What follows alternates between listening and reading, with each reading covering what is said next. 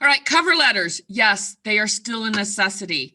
And Kylie's going to talk a little bit about cover letters and her experience with them. And I'm going to shoot it over to you, Kylie.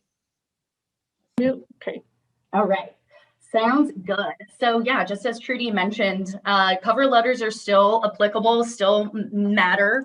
Let's start off with the basics. What is a cover letter? It's usually a 3 to 4 paragraph business format letter. So a lot of times you can use this as a tool to create interest, to kind of open up the door to an interview. So if you're saying, you know, hey, I just recently moved to Washington State and I'm looking for a new career opportunity, you know, a hiring manager could see that and read that and say, oh, I just moved to Washington, you know, 5 years ago, and I'd love to interview. You know, you never know what's gonna click and what's gonna resonate with someone. It also gives you an opportunity to supplement or expand on what's in your resume.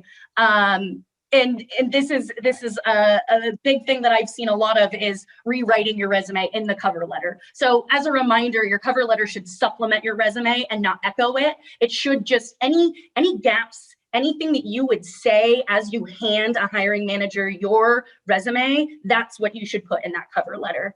And Trudy, I think we can hit the next slide. Yeah, so as I mentioned, it's just to address red flags and answer any questions that may come up on your resume as they're going through it. So if you, you know, took 3 years off to start a family, that would be something that I would put in a cover. Well, that'd be something I'd put in a cover letter just so people can see, oh, 3 years, what were you doing in between, you know, these 3 years? You can just already explain that away with that cover letter and saying, hey, you know, I went back to school and got another degree for those 2 years, kind of thing.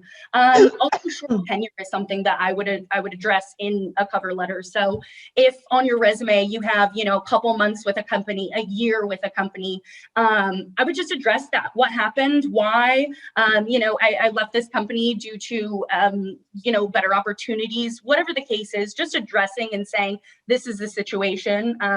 Even if it's seasonal, you know, there's always some way to explain away these red flags, and just educating our students that that's the purpose of the cover letter. And it also, you can also address any time that you may have spent out of industry. Again, if you're a vet tech and you spent 3 years working at Target, you can just explain, hey, I was working at Target just to make ends meet, ready to get back into my career and my passion, which is being a vet tech.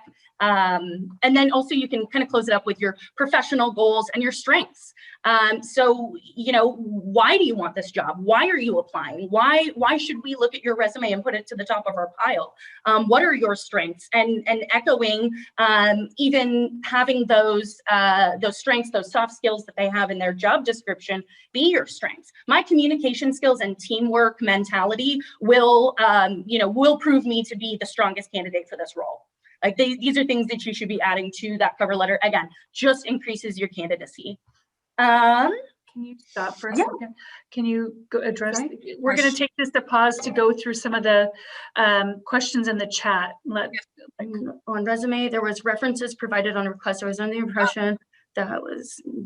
Yeah, I think with references, it did say in my example, references provided upon request. References do not need to be included on your resume.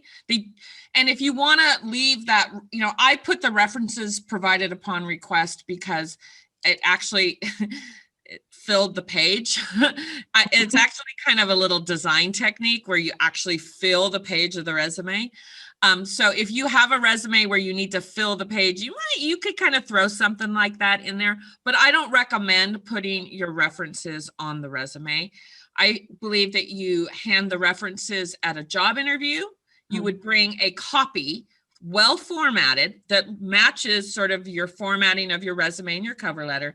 You bring a page formatted, references at the top with 3 to 5 references listed with name, address, where that person works.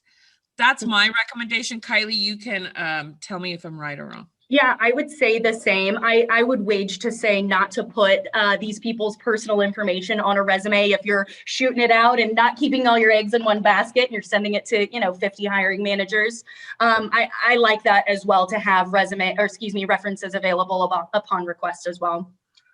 And then I want to talk briefly about kind of a technical issue that we tend to skip over, which is saving the resume and cover letter as PDF files. So if you're familiar with PDFs, PDFs are like a snapshot, and they actually are an image file. And so what happens is a student may format their resume in Word or even Google Docs, but let's use Word as an example. And they format it for their computer or the computer at school or whatever. And that computer has very specific fonts. Fonts do not always travel with the document. So fonts technically, especially in the Microsoft world and the PC world, fonts tend to stick to the computer. They reside on the hard drive of the computer. So if I format a resume using some beautiful design font and then I ship it off to Kylie and Kylie's computer opens it and it changed it at all to like Courier font because it doesn't even know what font I used, it messes up all the formatting. And same with your cover letter. Most online application systems will allow you to submit multiple formats like Word documents or PDF files. Word and Google Docs both have PDF form makers in them. You just file, save as, and you choose the PDF option. Really important to teach our kids that, because they don't always think about that. They just send off the Word document, or they try to send a link to the Google Doc.